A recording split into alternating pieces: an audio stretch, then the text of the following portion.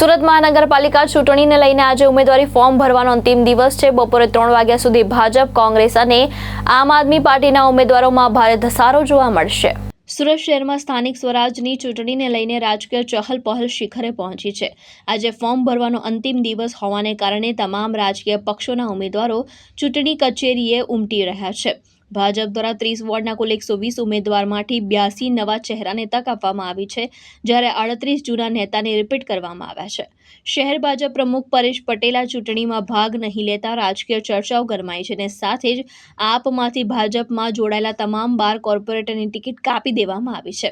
ખાસ વાત એ છે કે સુરતના ઇતિહાસમાં પ્રથમવાર મેયર પદે રહી ચૂકેલા સિટિંગ કોર્પોરેટરને ફરી તક આપવામાં આવી છે, જે રાજકીય દ્રશ્યમાં મહત્વપૂર્ણ ગણાઈ રહ્યું છે। श्रवण कुमार जोशी, वार्ड नंबर 26, घोड़ादरा डिंडोली उत्तर से नॉमिनेशन भरा। किस तरह की अभी वहाँ पर माहौल बहुत बढ़िया पॉजिटिव है। लोग जो है इस बार आम आदमी पार्टी को पूरा समर्थन दे रहे हैं। बढ़ चढ़ के जनता खुद स्वयं इस बार बदलाव चाहती है और आम आदमी पार्टी को ही जिताना चाहती है इस बार।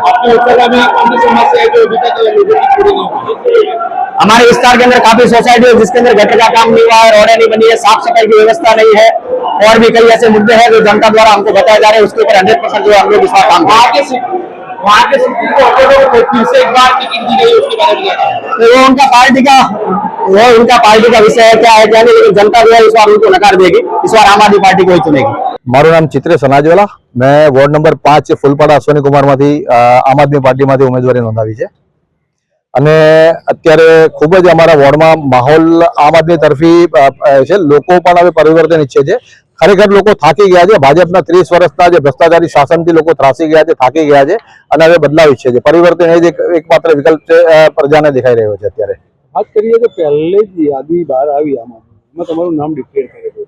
5-7 દિવસથી તમે લોકોમાં મળતાનું કામ ચાલુ કર્યું છે, લોકોએ શું કહ્યું? 5-7 દિવસથી અમે લોકોએ પ્રચાર શરૂ કરી નાખ્યો છે। અલગ અલગ સોસાયટીઓમાં લગભગ અમે પ્રચાર શરૂ કર્યો છે। ત્યાં જઈને અમે પોતે પણ જોઈએ છીએ કે નથી સોસાયટીઓમાં રસ્તાના ઠેકાણા, નથી ગટરના ઠેકાણા, પાણી પીવાના પાણીના પ્રશ્નો પણ છે, પ્લસ કેમિકલ વાળું પાણી જે રસ્તા ઉપર જે ફરી રહ્યું છે ત્યાં અશ્વિની કુમાર વગેરે વિસ્તારોમાં પ્રાથમિક સુવિધાનો સદંતર અભાવ છે। પ્રજા પણ એમ જ કહે છે કે હવે બદલાવ જરૂરી છે અને અમારી પણ કટિબદ્ધતા એ જ છે કે પ્રાથમિક સુવિધાઓ તાત્કાલિક અમે જીતીને આવીએ તો પહેલા પ્રાથમિકતા અમે આપીશું। ભાવેશ ઉપાધ્યાય, દ્રષ્ટિકોણ ન્યૂઝ, સુરત।